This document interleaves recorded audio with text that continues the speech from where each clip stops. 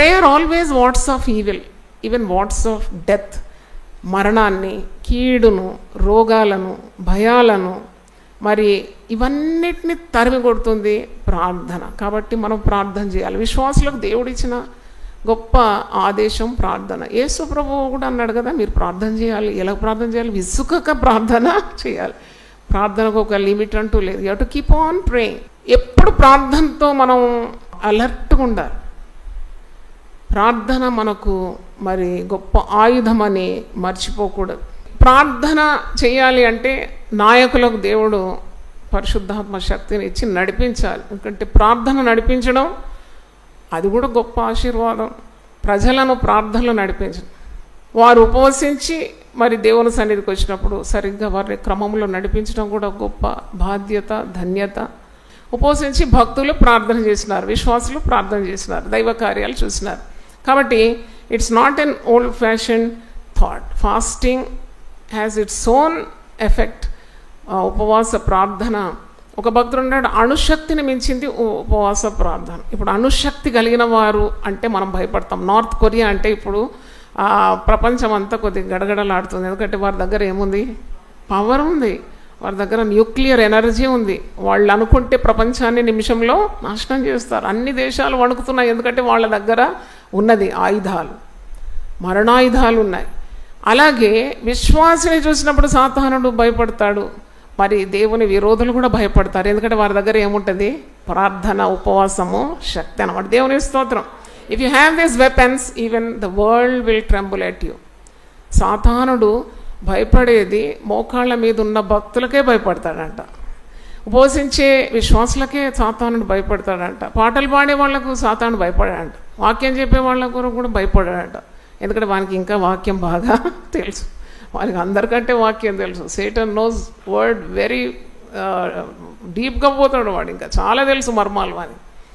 కానీ దానితో వానికి భయం లేదు. కానీ ఎప్పుడైతే బలహీనులు మోకాళ్ళ నుంచి కన్నీళ్లతో, వేదనతో దేవునితో బంధం కలిగి ప్రార్థన చేస్తారు, వెంటనే సాతానుడు గడగడలానిపోతాడు. దేవుని స్తోత్రం. నాతో కొంతమంది మాట్లాడినమ్మా, నాకు ఉపవాసం ఉండాలంటే శక్తి లేదు, నాకు ప్రార్థన చేయాలంటే నాకు అస్సలు మోకాళ్ళే వంగదు, నాకు కన్నీళ్ళే రాదు. మరి రాని వాటి అన్నిటి కొరకు అడుగుమన్నాడు కదా, నా పేరట మీరు నన్ను ఏం అడుగుతారో నేను దాన్ని ఇస్తానన్నా. కాబట్టి you should ask for that. కన్నీటి ప్రార్థన నాకు దయచే ప్రభువా, ఉపవాసం ఉండడానికి నాకు శక్తి, నిగ్రహ శక్తి దయచే ప్రభువా, నాకు వేదనతో ఉన్న ప్రార్థన దయచే ప్రభువా, నాకు భారంతో చేసే ప్రార్థన దయచే. మరి ఇలాంటివి అడిగి పొందుకోవాలి. దానికి ఒక వెల కూడా చెల్లించాలి. You have to pay A price for it. చూడండి, ఏ సరుకు నువ్వు మార్కెట్లో కొనాలన్నా ఒక వెల చెల్లించాలి. ఊరికే ఏది దొరకదు కదా. అలాగే ఈ యొక్క మరి పరిశుద్ధాత్మ శక్తి, ఎందుకంటే ప్రార్థన ద్వారానే మనకు పరలోక సంబంధమైన ఆశీర్వాదాలు, ప్రార్థన ద్వారానే భూ సంబంధమైన ఆశీర్వాదాలు, ప్రార్థన ద్వారానే ఆత్మవరాలు, ప్రార్థన ద్వారానే దర్శనం, ప్రార్థన ద్వారానే మరి ప్రతి అవసరత తీరేది ప్రార్థన ద్వారా. కాబట్టి మరి నువ్వు ప్రార్థన చేయడానికి ఒక వెల చెల్లించాలి. నీవు దేవుని కొరకు తపన పడుతున్నావు అనమాట. ఏంటి ఉపవాస ప్రార్థన అంటే? ఒక్క మాటలో చెప్పాలంటే you are hungry for God. హల్లెలూయా. దేవుని కొరకున్న ఆకలి, దేవుని కొరకున్న దప్పిక, దేవుడు నా జీవితంలో కార్యం చెయ్యాలి అని తీవ్రమైన ఆశ. దాని కొరకు నువ్వు ఒక మూల్యము చెల్లిస్తున్నావు. ఏ మూల్యం చెల్లిస్తున్నావు? ఆహారం తట్టు కాకుండా దేవుని తట్టు నీ తలను ఎత్తుకుంటున్నావు, నీ స్వరాన్ని ఎత్తుకుంటున్నావు. దేవా, ఆహారం ఇక నాకు వద్దు. ఆహారం కాదు, మనుషుడు రొట్టె వలన మాత్రము జీవించడు, దేవుని నోటి నుండి వచ్చే ప్రతి మాట వలన బ్రతుకుతాడు కదా. అంటే మనం ఏమీ తినకుండా చావాలని కాదు దేవుని చిత్తం. నీకు దృష్టి మరలాలన్నమాట. దేవుని స్తోత్రం. దాని కొరకు ఒక మూల్యాన్ని నీవు చెల్లించాలి. You have to offer a price, that is abstaining from food. దానియేలు చేయలేదా 21 రోజులు? ఆయనకు మర్మాలు దేవుడు బయలుపరచాలని 21 రోజులు ఆయన మాంసాహారాలు ఏం చేసినాడు? మానేసినాడు. రిచ్ ఫుడ్ అంతా మానేసినాడు. కేవలం వచ్చేసి ఊపిరాడటానికి ఉంటే చాలు. I want to spend more time with God. కాబట్టి ఉపవాస ప్రార్థనకు మన సంఘం అలవాటు పడాలి. దేవుని తెలుసుకోవాలి, దైవశక్తిని రుచి చూడాలని. కడుపు నిండా భోజనం చేసిన తర్వాత నువ్వు అలాగూ దేవుని మీద శ్రద్ధ నిలుపుతాను, ప్రార్థన చేస్తానని అనుకోకండి. ఇంతవరకు కూడా ఎవరికి అది సాధ్యమో కాలేదు. కడుపు నిండా తిన్న తర్వాత వెంటనే ఎవరు వస్తారు నీ ఇంటికి? నీ దేహం మీదకి వచ్చేస్తుంది ఏంటి? నిద్ర. ఆ నిద్రలో కలలు కంటాను, నిద్రలో దేవుని సేవ దర్శనం ఉంటుంటే అది ఒట్టి మాటలు. ఎందుకంటే నువ్వు వచ్చే తిండి తిన్నాక వచ్చే కళలన్నీ పిచ్చి కళలు. నువ్వు ఎక్కడో పోయినట్టు, ఏమో చేసినట్టు. ఏదో బైబిల్లో కూడా ఉంది, సోమరి అంట వేటాడుతాడంట నిద్రలో, వేటాడి కుందేలు పట్టుకుంటాడు. కుందేలు పట్టుకొని వచ్చి ఇంటికాడ ఆవిడకి ఇస్తాడు వండుమాయి. ఆవిడ వండుతుంటే వీడు తింటాడంట. అంతా ఉట్టిదే, వీడు సోమరి కదా. సోమరి వేటాడతాడా? అయినా సోమరికి ఏమైనా దొరుకుతుందా? ఏం దొరకదు, ఉట్టి కళ అన్నమాట. కాబట్టి కళలు కంటారు చాలామంది. కళలన్నీ నిజ రూపంలో రావాలంటే మనం ప్రయత్నాలు చేయాలి. దేవుని స్తోత్రం. కాబట్టి కుటుంబంలో చాలా అవసరతలు ఉంది. మీరు అనుకుంటారు మీకే సమస్యలు ఉంటాయని. కుటుంబం ఉన్న ప్రతి ఒక్కరికి కూడా సమస్యలు ఉంటుంది. అందుకే అంటారు రాజ్యమన్నా ఏలొచ్చు, కానీ ఒక కుటుంబాన్ని చక్కగా మరి నడిపించాలంటే చాలా సామర్థ్యం కావాలి, శక్తి కావాలి, ప్రార్థనా శక్తి కావాలి. ప్రభు ఆ కుటుంబానికి నాయకుడుగా ఉండాలి కదా. ప్రభువుకు మన భారం అంతా తెలియజేయాలి, ఆయన సహాయం కావాలి. అప్పుడే మనకు దేవుడిచ్చిన సంతానం దారి తప్పకుండా ఉంటారు. మనం చేసిన ప్రార్థనలకు జవాబు ఉంటుంది, ఆశీర్వాదం ఉంటుంది. మనము ఇతరులకు ఆశీర్వాదకరంగా మారిపోతాం. శాపానికి కాదు, ఇతరులకు మన వల్ల ఇబ్బంది కలగడానికి కాదు దేవుడు మనల్ని ఇక్కడ ఈ లోకంలో నాటింది. మనల్ని దీవించి మన ద్వారా ఇతరులకు ఏమిస్తాడు? ఆశీర్వాదాలు ఇస్తాడు. దేవుని స్తోత్రం. అబ్రహామును దేవుడు దీవించినాడు. ఆదికాండం 12 మొదటి 2 వచనాలు చూస్తే, నిన్ను ఆశీర్వదిస్తాను, అనేకులకు నిన్ను ఆశీర్వాదకరంగా మారుస్తాను. హల్లెలూయా. కాబట్టి you will never know how much God has store in for you. అంటే నీ కొరకు దేవుడు దాచించినవి ఏవేవి దాచించినాడు నువ్వు ఊహించలేవు అన్నమాట. ఎందుకంటే మరి నువ్వు దేవుని ప్రేమిస్తున్నావు, దేవుని మీద ఆసక్తి కలిగి ఉన్నావు, ఈ లోకం మీద కాదు, తిండి మీద కాదు.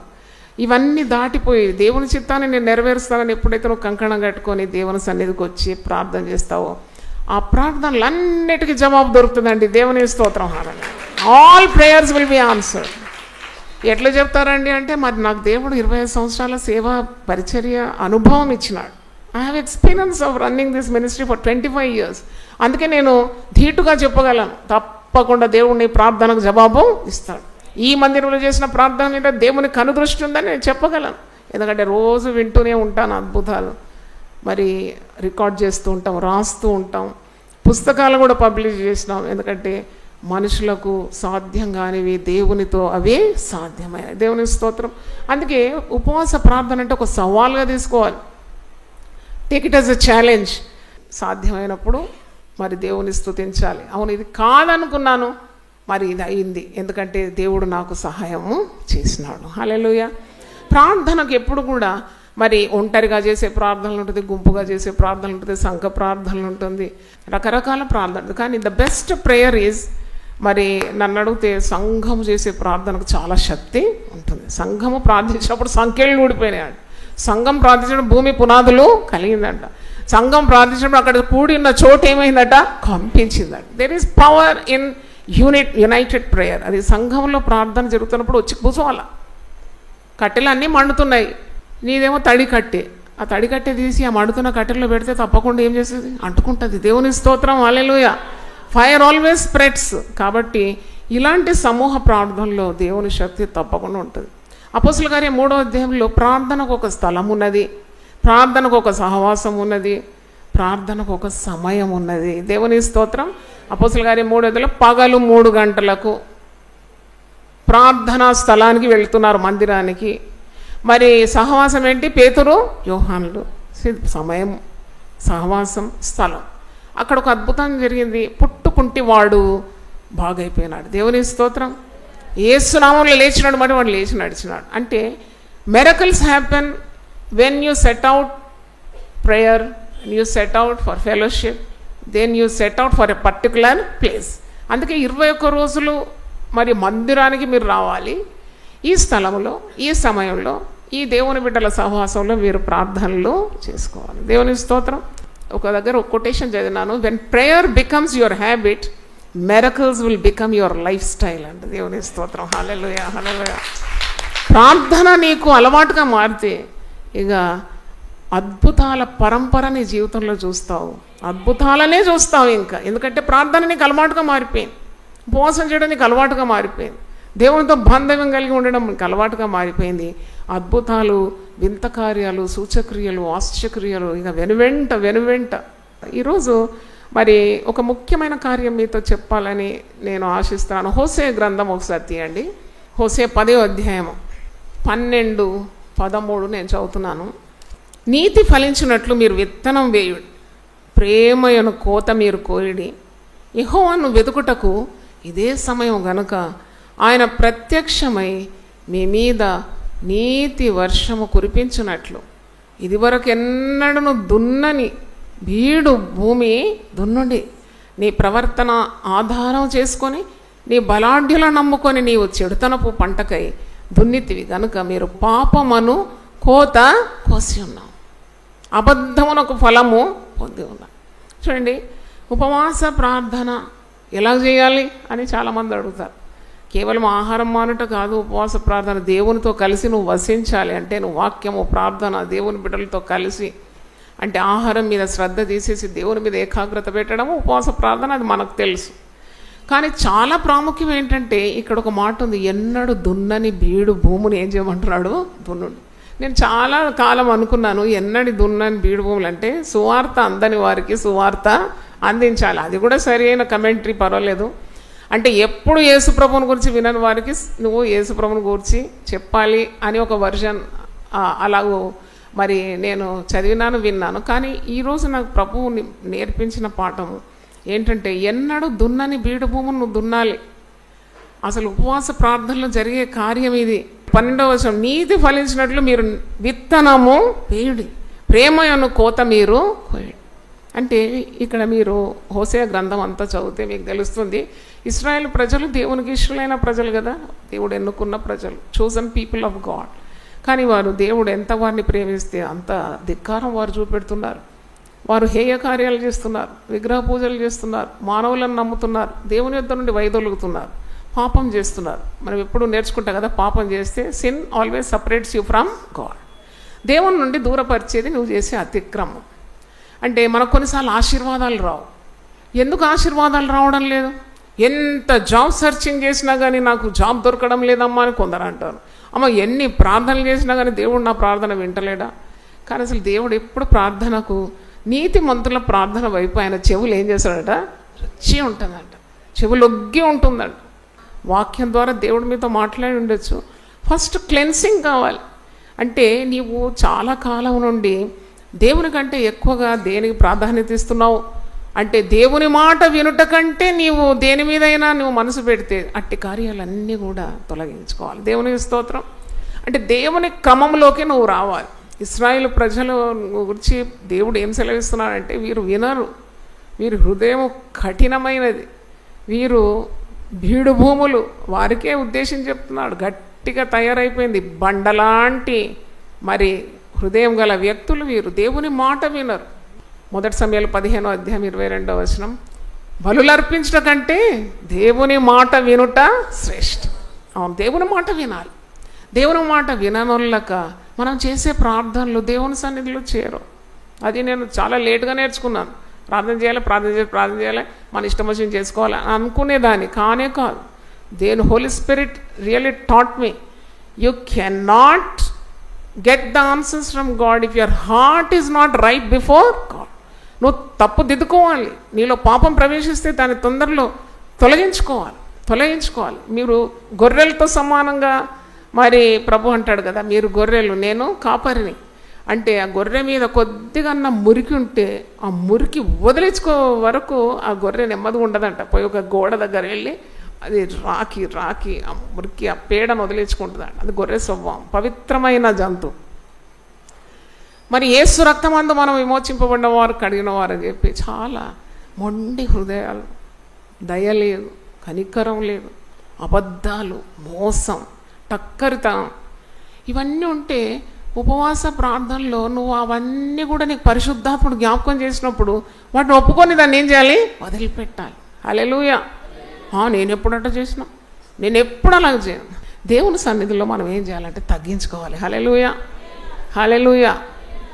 తగ్గించుకోవాలి, చాలా తగ్గించుకోవాలి, అడగబడాలి బాగా యేసు రక్తం చేత. గర్వం ఉండదు, నీ ప్రార్థనకు జవాబు రానేరా. అహంకారులను దేవుడు ఎదిరిస్తాడంట, దీనులకు ఏం చేస్తాడంట? కృపనిస్తాడు.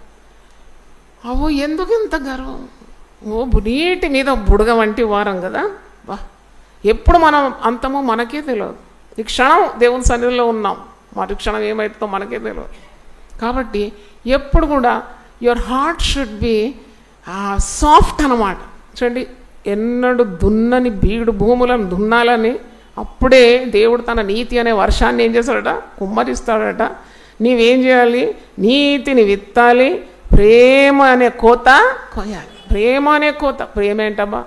నీతిని విత్తితే ప్రేమ ఎట్లా కోస్తారని నేను ఇలా అడుగుకున్నాను. అప్పుడు ప్రభు నాకు మంచి చంటి బిడ్డకు నేర్పిస్తున్నాడు. నీతి అంటే దేవుని మాట వినుట. దేవుడు ఎప్పుడైనా అవినీతి కార్యాలు బోధిస్తాడా మనకు?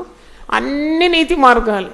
తన నామమును బట్టి మనల్ని ఏం చేస్తాడంటే ఆయన నీతి మార్గాల్లో నడిపిస్తాడు. దేవుని స్తోత్రం. And he makes us to walk in the paths of righteousness. కుడి తట్టైనా ఎడమ తట్టైనా తిరిగిన చెవులకు ఒక శబ్దం వినపడుతుంట, బిడ్డ ఇదే త్రోవా, దీనిలో నీవు నడుచుకో, అటుపోకు ఇటుపోకు, అటు చూడకు ఇటు చూడకు. ఇంత మంచి దేవుడు అండి. ఇంత చక్కని కాపరిని కలిగిన వారం కదా. దేవుని స్తోత్రం. అంటే ఏది మంచిది, ఏది మేలు, ఏది చెడు, ఏది మరి పవిత్రమని నువ్వు పెద్ద దాని గురించి రీసెర్చ్ చేసే అవసరం లేదు. నీ చెవులకే ఆయన శబ్దాన్ని సిద్ధపరిచినాడు. దేవుని స్తోత్రం. హల్లెలూయా. తప్పుడు చూపులు లేక తప్పుడు తలంపులు, తప్పుడు త్రోవ వచ్చినప్పుడు వెంటనే పరిశుద్ధాత్ముడు నీకు గుసగుసలాడతాడు. ఇది నీకు తగుందా? ఇది నీకు తగదు బిడ్డ, జాగ్రత్త. నీ కాలు మురికిలో పెడుతున్నావు, జాగ్రత్త. Be alert. చూడండి, ఉపవాస ప్రార్థన చేస్తే హృదయం చాలా మెత్తగా అయిపోతుంది అన్నమాట. దేవుని స్తోత్రం. హల్లెలూయా. నీ హృదయం చాలా మెత్తగా అయిపోతుంది. అందుకే ఉపవాస ప్రార్థన తప్పకుండా చేయాలి. విశ్వాసులు చేయాలి. హల్లెలూయా. పాపులు కూడా మారు మనసులోకి రావాలంటే చేయాలి. కడుపు నిండా పీకదాకా తింటే ఇక దేవుడు ఎవ్వడని అంటాం. దేవుడెవడు? ఏంది ఇది భక్తి, ఏంటి బైబిల్ అంటావు. కాబట్టి కడుపు ఖాళీ పెట్టుకోవాలి. దేవుని స్తోత్రం. హల్లెలూయా. నువ్వు తిండిపోతూ అయినడలో నీ గొంతుకు ఏం పెట్టుకోవాలట? కత్తి. అబ్బా, అంత మంచి వాక్యం కదా. తిండిపోతూ అయితే నీ గొంతు కత్తి పెట్టుకోవాలి. కత్తి గొంతు దగ్గర ఉన్నప్పుడు ఎవడని తింటాడమ్మ? నువ్వు చంపేస్తా అంటే ఏమన్నా తిండి మీద ఆశ ఉంటుందా?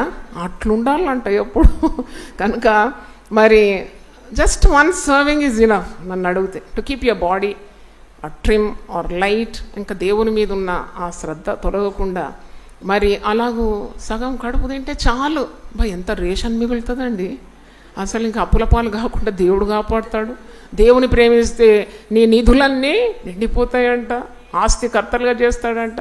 అరే అమ్మ మాకు చెప్పింది కదా, మనం ఇప్పుడు దేవుని దగ్గరగా ఉండాలంటే కొద్దిగా తిండి మీద ఉన్న ఏకాగ్రత. నా పాదములను నీవు లేడి కాళ్ళ వలె, నా కాళ్ళను లేడి కాళ్ళ వలె. లేడి కాళ్ళు ఉట్టికి కావు, దేవునితో దగ్గరగా ఉండాలి. తిండి మీద ధ్యాస తగ్గాల. హల్లెలూయా. ఇక్కడ వాక్యంలో హోసేయ గ్రంథం 10:12 నీతి ఫలించాలి మీ జీవితాల్లో. ఆ నీతికి తగిన విత్తనాన్ని మీరు విత్తాలి. నీతి ఫలించినట్లు మీరు విత్తనము. మనకైతే విత్తనం ఏంటి? దేవుని వాక్యం. హల్లెలూయా. దేవుని వాక్యాన్ని మీ హృదయంలో బాగా మరి నింపుకోవాలి. హృదయం నిండుగా దేవుని వాక్యం ఉండాలి. కప్పు నిండా పాలు ఉందండి, ఇట్లా ఒలుకుతే ఏం పడుతుంది? పాలు. నీ హృదయం నిండిన దాన్ని బట్టి నీ నోరు పలకాలి. హల్లెలూయా. అందుకే హృదయం నిండుగా ఏం పెట్టుకోవాలి? వాక్యం. ఆ వాక్యమే ఉండాలి. ఎవరన్నా ఎదురుపడి, సిస్టర్ మాకు చాలా కష్టం సిస్టర్, మేము చావాలనుకున్నాం అంటే, ప్రభు నమ్ముకో, ప్రభు నీకు జీవము, సమృద్ధి అయిన జీవము ఇస్తాడు. హల్లెలూయా. సిస్టర్ పిల్ల పెళ్ళి కావడం లేదు సిస్టర్, ఏం చేయాలి అంటే నువ్వేమనాలి?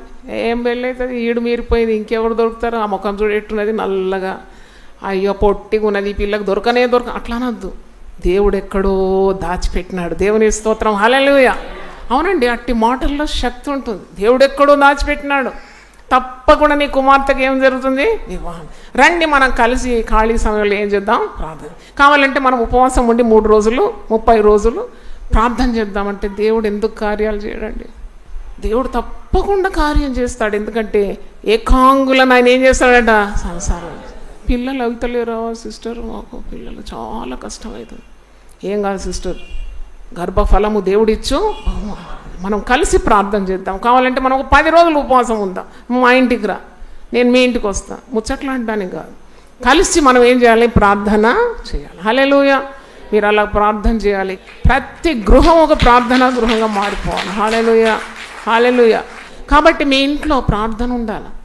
అక్కపక్కలతోటి ముచ్చట్లాడి లాభం లేదు. వట్టి మాటలు లేమిడికి కాదు. Just choose one partner. ఎందుకు దొరకరండి? ఎవరైనా దొరుకుతారు. విశ్వాసాలు చాలామంది ఉంటారు కదా. రండి మనం కలిసి ప్రార్థన చేద్దాం. ఆ ప్రార్థనకు ఫలం తప్పకుండా ఉంటుంది. మీరు ఎక్కడ ప్రార్థన చేసినా ఫలం ఉంటుంది. ఇక్కడ ప్రవక్త మరి ప్రవచిస్తున్నాడు, నీతి ఫలించినట్లు మీరు విత్తనం వేయడి. విత్తనం వేయకుంటే ఏం పంట కోస్తారండి? ప్రార్థన అంటే ఒక విత్తనం, వాక్యం అంటే ఒక విత్తనం, సహవాసనం ఒక విత్తనం. ఎందుకంటే దాంట్లో ఏమున్నది? జీవం ఉన్నది. జీవం ఉన్న ప్రతిదీ ఏమవుతుంది? పెరుగుతుంది. హల్లెలూయా. ఒక విత్తనం భూమిలో నాటితే 3వ రోజు నేనేం పోలేదు అంటది కదా. దేవుని స్తోత్రం. హల్లెలూయా. పచ్చగా వస్తుంది, ఆకారం మారిపోతుంది, ఫ్రెష్గా. యేసు ప్రభు ఎంత ప్రార్థన చేసినాడు. లూకా 9:29 ఆయన ప్రార్థన చేసి ఉండగా ఆయన ముఖరూపం ఏమైపోయిందట? మారిపోయిందట. హల్లెలూయా, హల్లెలూయా. ముఖరూపం మారడానికి ఫేషియల్ అని, అదని, ఐబ్రోస్ అని, అదని, ఆఖరికి చిన్న చిన్న రాక్షసుల్లాగా అవుతారు.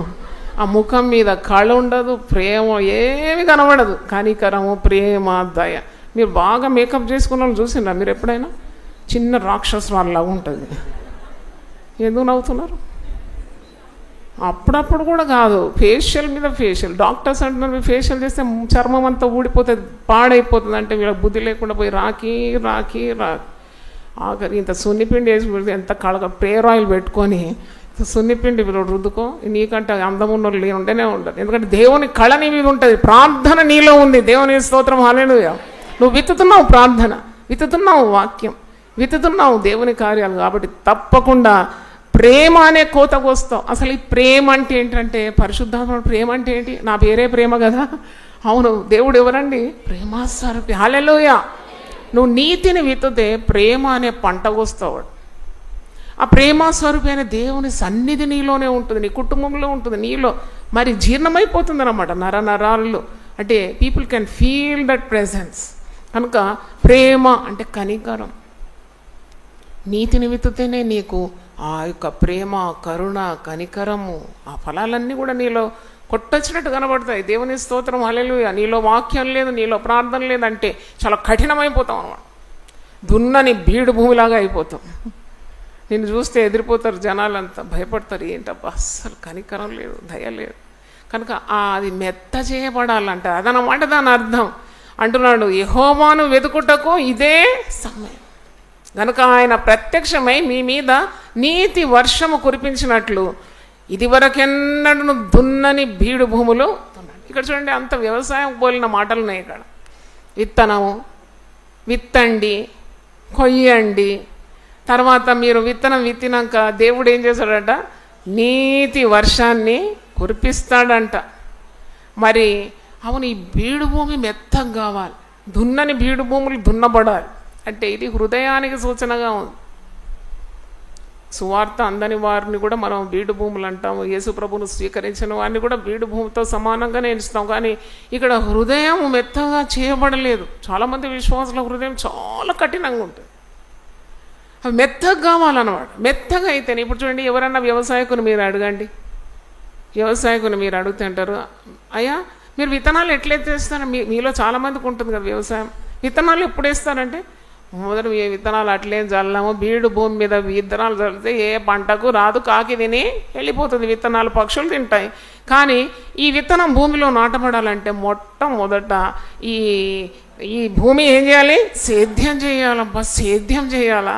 మరి దానిలో ఉన్న మట్టి పెడ్డలు ఏర్పడేయాలి, రాళ్ళు రప్పలు ఏం చేయాలి? తీసిపడేయాలి.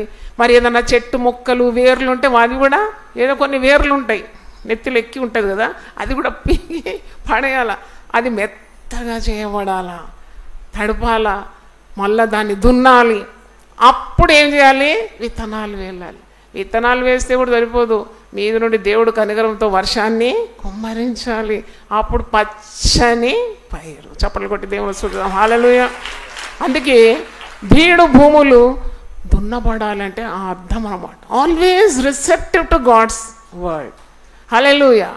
ఆల్వేస్ యూ యాక్సెప్ట్ గద్దింపు కానీ, మరి హెచ్చరిక కానీ అది తీసుకోవడానికి సిద్ధమైన మనసు అన్నమాట. అప్పుడు నీ హృదయం సేద్యపరచబడుతుంది అన్నమాట. దేవుడు కొన్నిసార్లు సేవకులను వాడుకుంటాడు, కొన్నిసార్లు ప్రవక్తలను వాడుకుంటాడు, అభిషక్తులు గద్దిస్తుంటారు. అది తొలగించుకో. ఎవరిదో నీకు దృష్టి నీ మీద పడాలని కాదు, నీ దృష్టి ఎవరి మీద పడాలా? దేవా ఎవరినైనా చూడదు. ఉపవాస ప్రార్థన అంటే నాకు నీకున్న బంధం. Yes, I have to be bonded with you. Let no I see me, నన్ను నేను కనపరుచుకోవద్దు. ఒకసారి నేను చిన్నప్పుడు 12 సంవత్సరాల వయసులో మా అమ్మతోటి హెబ్రోన్ ఒకసారి కాన్వకేషన్ అయితే నా తల్లి తీసుకుపోయింది. 12 సంవత్సరాలు ఉంది, నాకు చిన్నపిల్ల, నాకు చాలా గుర్తుంది. బక్సింగ్ బ్రదరు చెప్తున్నాడు అనమాట, టుమారో ఈజ్ సండే, రేపు ఆరాధన దినం, డోంట్ వేర్ కలర్ఫుల్ గాడీ క్లోత్స్. చాలా కొట్టొచ్చిన బట్టలు స్త్రీలు ముఖ్యంగా పువ్వులు పెట్టుకొని ఇతరులను ఆకర్షించడానికి రాకూడదు. ఇక్కడ అందరూ చాలా దేవుని భయంతో చక్కని ఆ వీలుంటే తెల్లని వస్త్రాలు ధరించుకోవాలి. చాలా స్ట్రిక్ట్ కదా దైవజనుడు. అంటే నేను చాలా, నాకు మనసులో గిర్రా తిరిగేది. మా ఇంటికి వచ్చి మా అమ్మని అడిగిన, ఏంటమ్మా రంగురంగులు వేసుకోవద్దు అంటాడేంటి? అట్లా మాట్లాడు దైవజనుడు ఆయన, దేవుడు ఏం చెప్తాడు అంతే, అంతనే చేయాలా అంటే ఎందుకు అన్నాడంటే నాకు మళ్ళా జ్ఞాపకం వచ్చింది మొన్న కూడా. ఎందుకంటే ఎవరి దృష్టిని మనం ఆకర్షించడానికి కదా, అందరి దృష్టితో మనం దేవుని మీద పెట్టి దేవుని ఏం చేయాలి? ఆరాధించాలి. హల్లెలూయా. ఆరాధనలకు దేవుని స్థలాలకు వచ్చినప్పుడు యాజ్ సింపుల్ యాజ్ పాసిబుల్ వస్తే చాలు. ఎందుకంటే you have to worship God above. హల్లెలూయా. దేవుని ఆరాధిస్తున్నావు, ఎవరో నేను చూసి మెచ్చుకోవడానికి కాదు. ఇక్కడ ఒక మంచి మాట అన్నాడు, నువ్వు ఎవరిని ఆధారపడుతున్నావు? 13వ వచనం, నీ ప్రవర్తన ఆధారం చేసుకొని నీ బలాఢ్యులను నమ్ముకొని నీవు చెడుతనపు పంటకై దున్నితివి గనుక పాపం అనే కోత కోసినావు. నువ్వు చెడు విత్తుతున్నావు, మరి నీకు పంట ఇలా మంచిగా వస్తుంది. నేను కాకరకాయ విత్తనాలు విత్తినాక దోసకాయ కోయాలంటే వస్తుందా? రానే రాదు. మోసపోకుడి, దేవుడు వెక్కిరింపడు. మనుష్యుడు ఏది విత్తునో అదే పంట కోస్తాడు. హల్లెలూయా. కాబట్టి మన ప్రవర్తన సరిగా ఉండాలి. మన తలంపులు ఎలా ఉంటుందో మన వస్త్రధారణ అలాగే ఉంటుంది. అంటే కాన్షియస్, తెలియకుండా కొందరు అమాయకులుగా ఉంటారు, వాళ్ళకి తెలియగాలని నేను మాట్లాడుతున్నాను. నీ తలంపులు నీ హృదయంలో ఎట్లాగుందో అలాగే యూ విల్ డ్రెస్ అప్. ఎందుకంటే పరిశుద్ధంగా ఉండాలి, పవిత్రంగా ఉండాలి. దేవుడు నాకు ఇచ్చిన ఆయుస్సు పరిశుద్ధంగా నేను బ్రతకాలి. ఏ పాపం జోలికి నేను పోను. నేను దేవుని మీదనే నాకు గురి పెట్టుకుంటాను. దేవుడు చెప్పినట్టు నేను వింటానంటే యువర్ అటైర్ విల్ చేంజ్. హల్లెలూయా. అవును, దేవుని సన్నిధి నేను వెళ్తున్నాను. I have to be very careful about my apparel. అవును, దేవుడు బాహ్య రూపం ఏం చూస్తాడండి? మీరు అన్నట్టు ఆయన అంతరంగమే చూస్తాడు కదా అని మీరు అనొచ్చు కదా. అవును, ఆయన అంతరంగమే చూస్తాడు, కానీ నీ యొక్క బాహ్య రూపం కూడా మారిపోతుంది. నువ్వు అంతరంగం దేంతో నింపుకుంటావు అట్టగే కనబడతావు. దేవుని స్తోత్రం. హల్లెలూయా. కాబట్టి ఇక్కడ చూడండి, దుష్ట తలంపులు, దుష్ట కార్యాలు, భ్రమలు ఇవన్నీ విత్తిన వారు తప్పకుండా పాపం అనే పంట కోయక మానరు. కోస్తారు. Never think like that. Always fear God and eschew evil. ఎప్పుడు దేవునికి భయపడి నీవు భక్తిహీనత ఏం చేయాలి? దూరపరచాలి. హల్లెలూయా. భక్తిహీనులు చేసే పని మనం చేయకూడదు. వారు భక్తి విడిచిన వారు, దేవుని భయం వారికి బొత్తిగా లేదు. ఎందుకు మనకు వారితో పొత్తు? మనం దేవుడు చెప్పినట్టు నడుచుకోవాలి, నీతిని విత్తాలి, ప్రేమ అనే పంటను కోయాలి. ప్రేమ అంటే దేవుని సన్నిధి, దేవుని శక్తి, పరిశుద్ధ జీవితం. ప్రేమ అంటే మెత్తబడిన హృదయమే ప్రేమ కలిగి ఉంటుంది కదా, స్వార్థము లేని హృదయం. అటువంటి పంటను దేవుడు ఇస్తాడు. నీవు దున్నని బీడు భూమిగా నీ హృదయం ఉంటే బాగా దున్నపడాలి. ఎలా దున్నపడుతుందండి? నువ్వు సొంతగా దేవుని వాక్యానికి విధేయత చూపెట్టుకుంటే దేవుడు కొన్ని శ్రమలు, కొద్దిగా నొప్పి, కొద్దిగా బాధ అనుమతిస్తాడు. ఆ నొప్పి అనుభవించక ముందే సెట్ రైట్ అయ్యి, దేవా నువ్వు చెప్పినట్టు నేను వింటా అంటే ఎందుకు వస్తుందండి శ్రమలు? ఈ శ్రమలు వచ్చేది ఈ నిప్పు ఎందుకు? నీ హృదయము కఠినంగా ఉంది, అది మెత్తబడాలని, అది సేద్యపరచబడాలని, ఆ భూమి దున్నబడాలని. అప్పుడు అంటే without pain it's very difficult for man to turn to God. అంటే దేవునితో తిరగాలంటే నొప్పి కావాలి.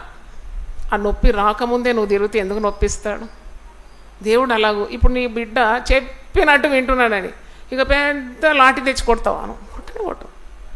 అందరికి నలుగురికి చెప్పుకుంటావు, ఇదో నాకు ఒక బిడ్డ ఉంది, చెప్పినట్టు వింటుందండి, గీసిన గీతలో ఉంటుందండి. ఎంత మరి గర్వంగా నువ్వు ప్రకటించుకుంటావు కదా. అని దేవునికి మరి ఏమనంత కఠినుడా, నువ్వు మంచిగా ఉన్నా కానీ ఇంకా ఇబ్బంది కొలిమిలో నిన్ను ఎందుకు వేస్తున్నాడంటే నీలో ఉన్న మస్టు తొలగిపోవాలి. హల్లెలూయా. వెండిలోని మస్టు తొలగించినలా పుటము వేయవాడు ఒక పాత్రను సిద్ధపరుస్తాడు. హల్లెలూయా. హల్లెలూయా. నేనైతే ప్రతిరోజు లేచి కూర్చొని ఏదో పెద్ద సాధించినా నీ చాలా గొప్ప, చాలా పవిత్రమని నేను ఎప్పుడు అనుకోను. వాక్యం అనే అద్దంలో చూస్తాను. అవును, రోజు అద్దం ఎన్నిసార్లు చూస్తాం. ఇక్కడ ఎందుకు వచ్చింది మచ్చ, ఇక్కడ ఎందుకు వచ్చింది ఈ గీత, అయ్యో ఎందుకు ఇట్లా అయిపోతున్నాను, అంత శ్రద్ధ. రేపు మట్టిలో పెడతారు కదా. ఇది నిత్యం ఉండే నిత్య జీవానికి వెళ్ళి ఆత్మ గురించి ఇంకా శ్రద్ధ. హల్లెలూయా. ఎంత అందంగా ఉన్నా, ఎంత సేవలు చేసినా ఒక్కరోజు కూడా ఎక్కువ పెట్టుకోరు.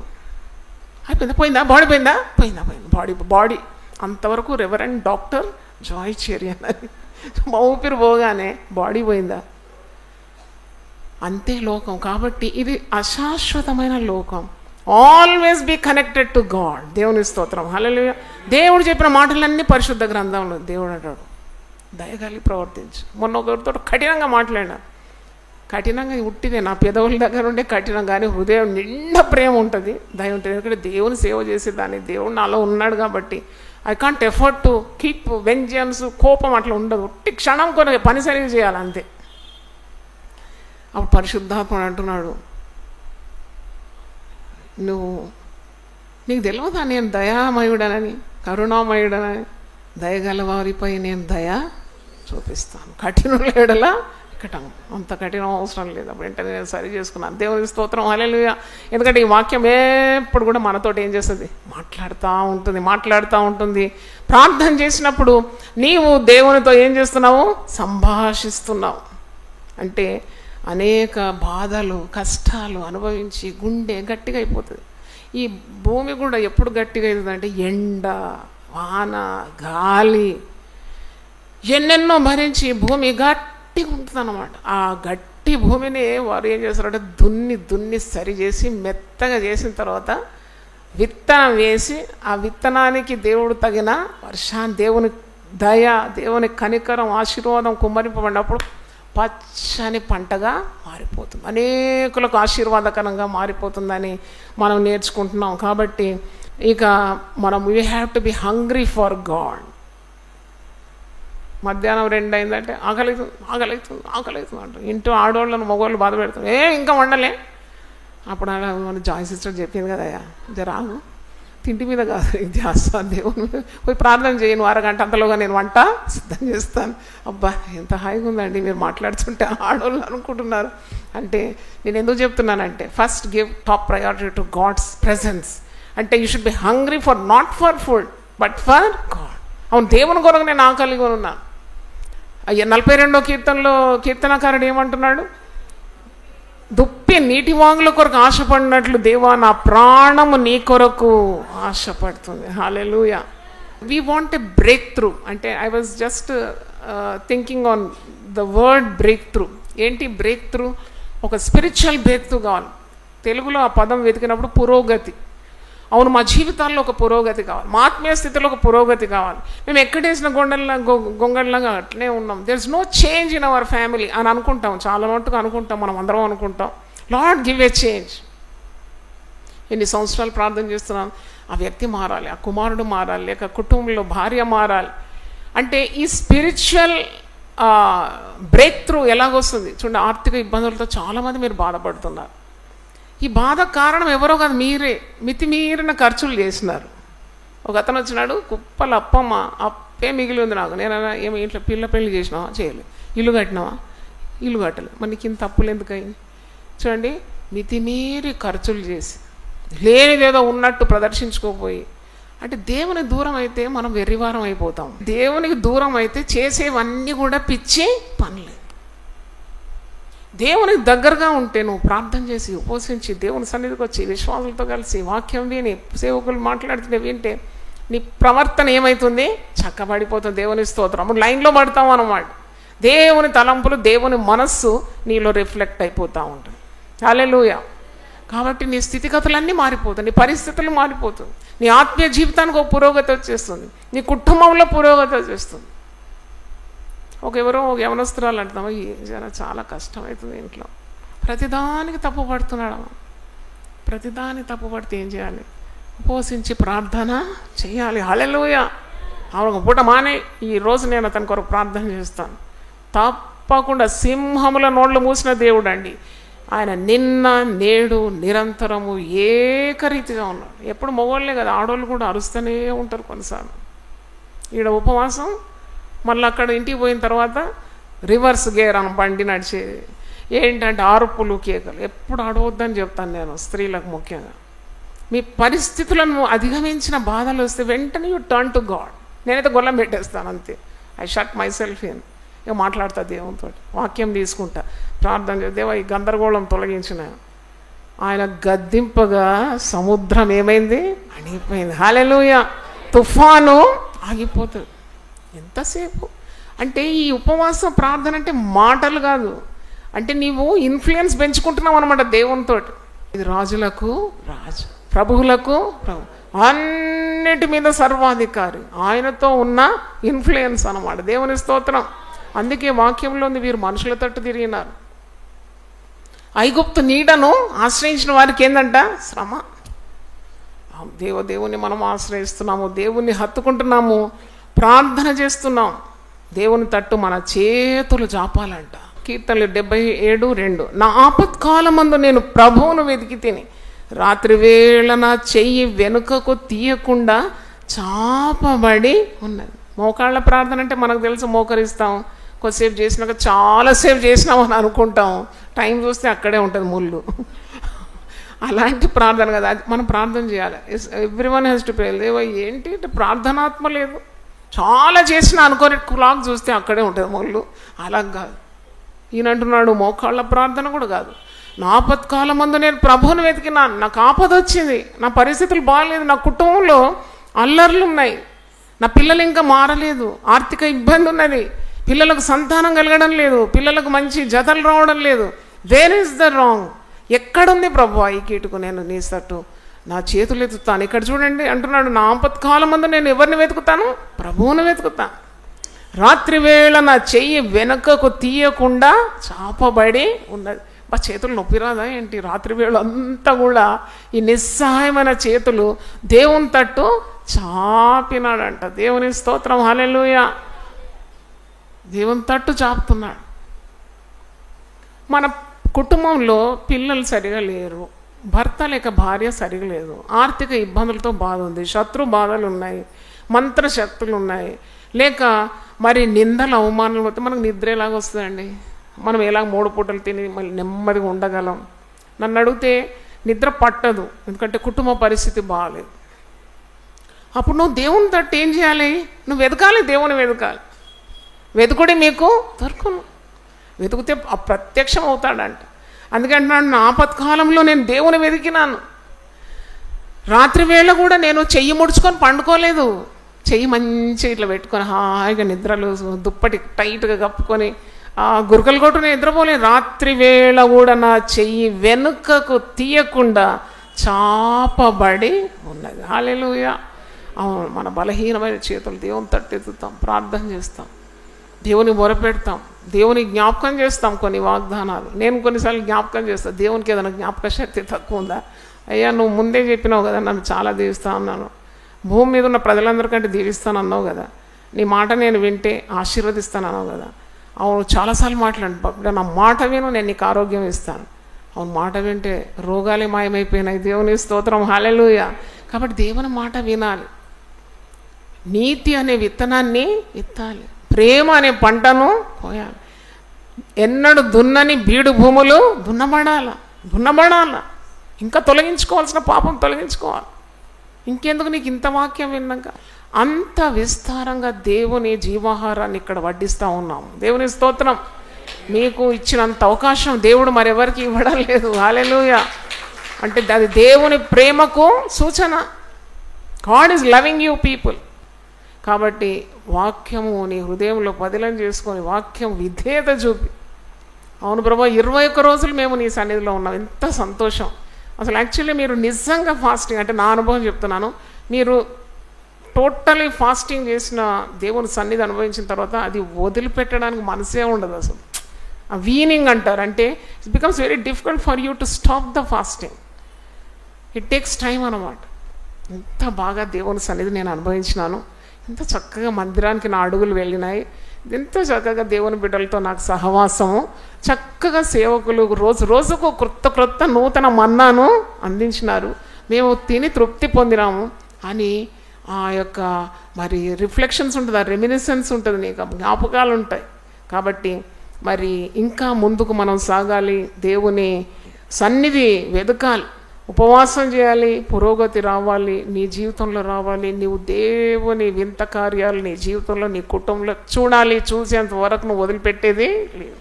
దేవుడు తప్పకుండా తన హస్తాన్ని చాపి నిన్ను నీ కుటుంబాన్ని గొప్పగా ఆశీర్వదిస్తాడని చెప్పడంలో ఏ అనుమానము లేదు. మరి ఒక భక్తుడు ఇలాగ అంటున్నాడు, కొంతమంది భక్తులు చెప్పిన మాటలు నేను ఈరోజు జ్ఞాపకం చేసుకున్నాను. ఏంటంటే గొప్ప భక్తులు, ప్రార్థన అనుభవం కలిగి ఉపవాస దీక్ష తీసుకునే అనుభవం కలిగిన భక్తులు ఏమంటున్నారంటే, ప్రార్థనను మించిన పని ఇంకోటి లేనే లేదంట. Prayer is a real work, everything else is just mopping. అంటే వేరేవన్నీ కూడా ఉత్తుత్త పనులే. కానీ ఏ వ్యక్తి అయితే ప్రార్థనకు ఎక్కువ సమయాన్ని కేటాయిస్తాడు, ఏ సంఘం అయితే ఎక్కువసేపు ప్రార్థనకు ఎక్కువ ప్రాధాన్యత ప్రార్థనకు ఇస్తారు, అట్టి సంఘాలే అనేక ఆత్మల సంపాదనలో ముందడుగు వేసి ఉంటుందని చెప్తున్నారు. దేవుని స్తోత్రం, హల్లెలూయా. మరి ఇంతవరకు కూడా ఏ వ్యక్తి కూడా, ఏ భక్తుడు కూడా ప్రార్థనకున్న ఫుల్ కెపాసిటీని అందుకోలేదంట.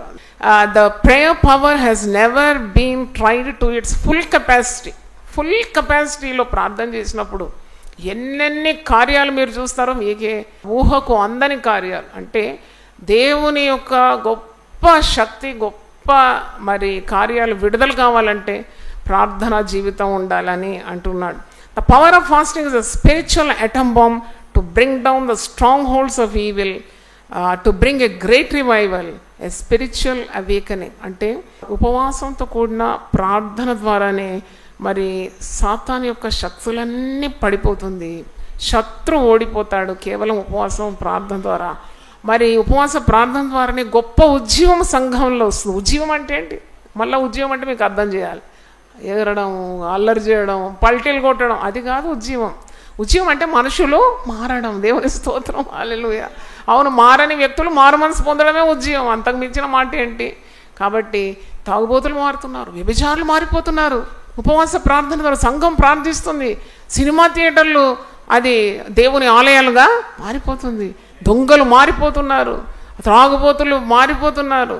అబ్బా, రాక్షస స్వభావం గలవారు మెత్తగా గొర్రెపిల్ల స్వభావము కలిగి ఉన్నారు. పాపాన్ని ఒప్పుకుంటున్నారు.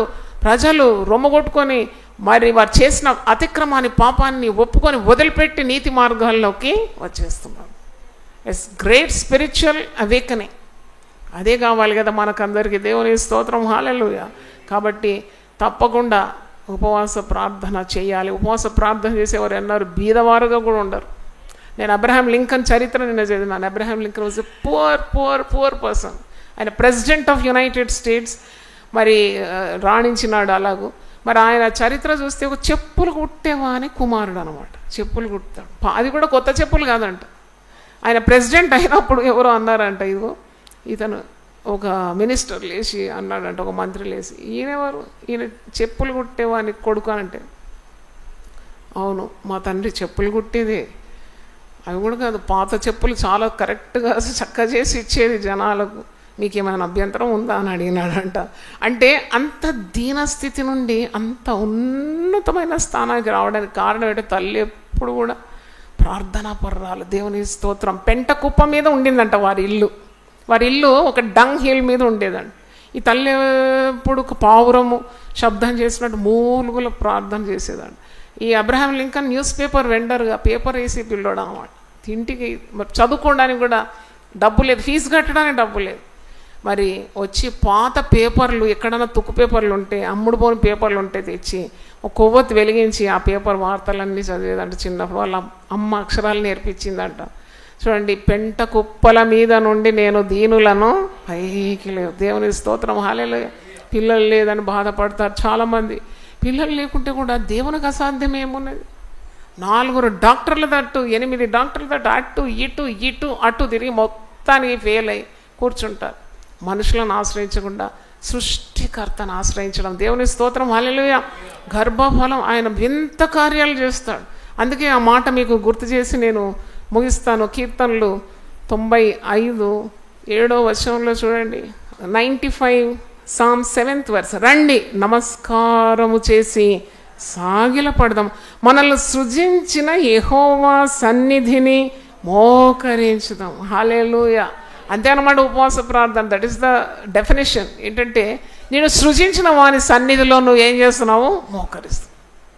Just kneeling down, just having communion with God, staying connected to the creator. బా ఎంత పెద్ద మాట. రండి నమస్కరించి నమస్కారం చేసి సాగిలపడదాం, మనల్ని సృజించిన యెహోవా సన్నిధిని మోకరించదు. అవును, సృష్టికర్త ఆయన, లేనిది ఉన్నట్టుగా చేసే దేవుడు. సంతానం లేకుంటే దేవుణ్ణి అడగాలి. He is a creator, he can create. ఆయన ఒక మాటతో సర్వము సృష్టించినాడు. ఆయన నోటి మాట చేత ప్రపంచములు నిర్మాణమైందని హెబ్రీ పత్రిక 11:3 వచనంలో. హల్లెలూయా. ఆమేన్ అనాలంటే ఆమేన్ అనాలా. దేవునికి స్తోత్రం. చిన్న బంతి పడగానే సిక్సర్ పడగానే ఎంతెత్తే ఎగురుతారు. దాంట్లో ఏముంది? గాలి. వాక్యంలో ఏమున్నది? శక్తి. హల్లెలూయా. ఎక్కడ సృజి నువ్వు మోకరిస్తున్నావు? దేవుని సన్నిధిలో మోకరిస్తున్నావు. దేవుని స్తోత్రం. ఉపవాస ప్రార్థన చేసిన తర్వాత మీరు సీరియల్ చూడడం మానే. అవును, మరి సీరియల్ ఏంది? నాటకాలు. ఆడ చూసి ఈ ఇంటిలో పొయ్యి మీద ఉన్నదాన్ని మాడి మసిబొగ్గై ఏమి సీరియల్ చూస్తూ ఉండదండి. భర్తకి ఇంకా అన్నం పెట్టలేదు, పిల్లలకి ఇంకా వండి పెట్టలేదు. ఇంత దరిద్రం అండి అది. 21 రోజుల ఉపవాస ప్రార్థన నేను ప్రార్థన చేస్తా, మీ టీవీ పని చేయదు. హల్లెలూయా. God will hear my prayer. I have that confidence before God. Definitely మీ టీవీ డిస్కనెక్ట్ అయిందంటే జాయ్ చేరినమ్మ ప్రార్థన చేస్తుంది. హల్లెలూయా. మనకింత స్వాస్థ్యాన్ని దేవుడు ఇచ్చినాడు. జీవము గల దేవుని వాక్యం. ఏవేవి కావలయునో, ఏవేవి పోవలయునో, ఏవేవి కావలయునో, ఆహా ఏవేవి పోవలయునో, అది ఎత్తి చూపే గ్రంథము, సత్యవేద గ్రంథము, ఆహా చదువా చక్కని గ్రంథము. హల్లెలూయా. ఒకరోజు పరిశుద్ధాత్ముడు చెంప పట్టన్నట్టు ఒక్కటి కొడతాడా? పరిశుద్ధాత్మ కొడతాడా? కొడతాడు. అయితే ఏమని కొట్టినాడు? వాక్యం ద్వారానే కొట్టినాడు. అదేంటంటే, నీవు ఇలాంటి చూడ్డానికి కాదు నేను నిన్ను ఎన్నుకునేది, నీవు నా వాక్యం లోతుల్లోకి వెళ్ళాలి, దేవుని వాక్యంలో ఉన్న మర్మాలు నీవు గ్రహించాలి. అప్పటి నుండి ఇప్పటి వరకు నేను చూడలేదండి. దేవునికి స్తోత్రం. హల్లెలూయా. దేవుని మాటకు విధేయత చూపాలి. అవును, నీతి అనే విత్తనాన్ని విత్తాలి, ప్రేమ అనే కోతను కోయాలి. ఎంత ప్రేమ, దేవుని ప్రేమ అనుభవించినాను దేవుని సంఘం పట్ల, నా పట్ల, కుటుంబం పట్ల. అపారమైన దేవుని కార్యాలు నేను చూసినాను. దేవుని స్తోత్రం. విధేయత చూపినప్పుడు మరి ఎంతగానో దేవుడు ఆశీర్వదించినాడు. ఆ మాట మరి యెషయా గ్రంథంలో ఉంది. మరి పర్వతంలోని శిలలు నీకు ఆధారం అవుతుందని. యెషయా 33:15 వచనం. నీతిని అనుసరించి నడుచుచు, యథార్థంగా మాట్లాడుచు, నిర్బంధన వలన వచ్చు లాభమును ఉపేక్షించుచు, లంచము పుచ్చుకొనకుండా తన చేతులను మలుపుకొని, హత్య అను మాట వినకుండా చెవులు మూసుకొని, చెడుతనము చూడకుండా కన్నులు మూసుకొని వాడు ఉన్నత స్థలమున నివసించును. పర్వతంలోని శిలలు అతనికి కోటయగును, తప్పక అతనికి ఆహారం దొరుకును, అతని నీళ్లు అతనికి శాశ్వతముగా ఉండును. హల్లెలూయా. అందరూ ఒకసారి లేచిపడదాం, ప్రార్థన చేద్దాం. అవును తండ్రి, హోసేయ 12వ అధ్యాయంలో నుండి 13-14 వచనాలు బోధించడానికి కృప చూపినావు. నీతి అనే విత్తనము మేము విత్తినప్పుడు ప్రేమ అనే కోతను మేము కోస్తామని, నీతి అనే వర్షాన్ని నువ్వు కురిపిస్తావని, ఎన్నడూ దున్నని బీడు భూములను దున్నుమని అంటున్నావు తండ్రి. అవును ప్రభువా, కఠిన హృదయములను మీరే మెత్తనిగా చేయాలని కోరుతున్నాను. అవును తండ్రి, మా హృదయంలో నుండి వ్యర్థమైనవన్నీ తొలగించుకోవాలి తండ్రి. వ్యవసాయకుడు భూమిని సేద్యపరిచేటప్పుడు రాళ్ళు, రప్పలు, చెట్ల మొక్కలు, గట్టి పదార్థాలన్నింటినీ కూడా పెరిగి పారవేస్తాడు ఆయన. ఆ భూమిని ఎంత మెత్తగా చేస్తాడు, తర్వాతనే విత్తనాలు నాటుతాడు. ఆ విత్తనానికి మరి తండ్రి మరి కలుపు తీస్తూ ఆ విత్తనం విత్తినప్పుడు చక్కని పంట, నీతి అనే వర్షాన్ని నువ్వు కుమ్మరించినప్పుడు ఎంత చక్కని ఎదుగుదల కలుగుతుంది తండ్రి. ఎంత పచ్చని పైరు మేము అనుభవిస్తాం నాయన. అవును ప్రభు, మేము విత్తేదే మేము కోయగలుగుతాం నాయన. మేము చెడును విత్తితే మేము శిక్ష అనే పంటను కోస్తాం. అవును, పాపం విత్తితే మరణం అనే పంటను కోస్తాం. కానీ దేవుని వాక్యాన్ని మా హృదయంలో మేము గ్రహించుకొని దాని ప్రకారం మా జీవితాలు, మా నడవడికలు మార్చుకున్నప్పుడు ప్రభు ప్రేమ అనే కోతను మేము కోస్తాం. అవును దేవా, నువ్వు ప్రేమ స్వరూపి అయిన దేవుడు తండ్రి. ఆ ప్రేమలోనే ఇమిడి ఉంది ప్రతి నీతి కార్యం నాయన. మరి అట్టి ప్రేమను మాకు హృదయాల్లో మీరు ఆ తండ్రి ఇస్తానని, అనుగ్రహిస్తానని వాగ్దానం ఇచ్చిన దేవుడు తండ్రి. అట్టి పంటను మేము కోయడానికి సహాయం దయచేయండి. చేతులెత్తి ప్రతి కుటుంబం మీద నీ ఆశీర్వాదాలు కుమ్మరించమని ప్రార్థిస్తున్నాను. సకల దీవెనలతో నింపి నీ యొక్క మరి ప్రభు ఆశీర్వాదం దయచేయమని, ఏదైనా బలహీనతలు అంటే తొలగిపోవాలని, అది దీవెనకరంగా మార్చమని యేసు నామంలో అడుగుతున్నాను తండ్రి. ఆమేన్.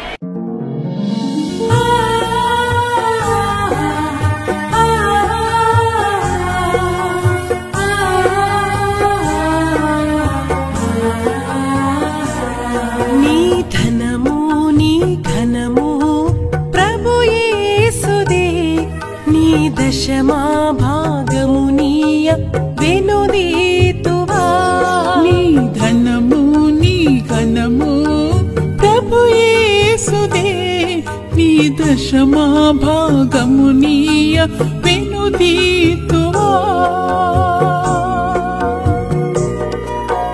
ధరలోన ధనధాన్యముల నీయగా కరుణించి కాపాడి రక్షింపగా. ధరలోన ధనధాన్యముల నీయగా కరుణించి కాపాడి రక్షింపగా. పరలోకనాదుండు నీకీయగా మరి యేసు కొరకీయ వెనుదీతువా. పరలోకనాథుండు నీకీయగా మరి యేసు కొరకీయ వెనుదీతువా. నీ ధనము నీ ఘనము ప్రభు యేసుదే, నీ దశమా భాగము నీయ వెనుదీతువా. పాడి పంటలు ప్రభువు నీకీయగా కూడు గుట్టలు నీకు దయచేయగా. పాడి పంటలు ప్రభు నీకీయగా కూడు గుట్టలు నీకు దయచేయగా. వీడంగ ప్రభు యేసు నామంబును గడువేల ప్రభుకీయను క్రైస్తవా.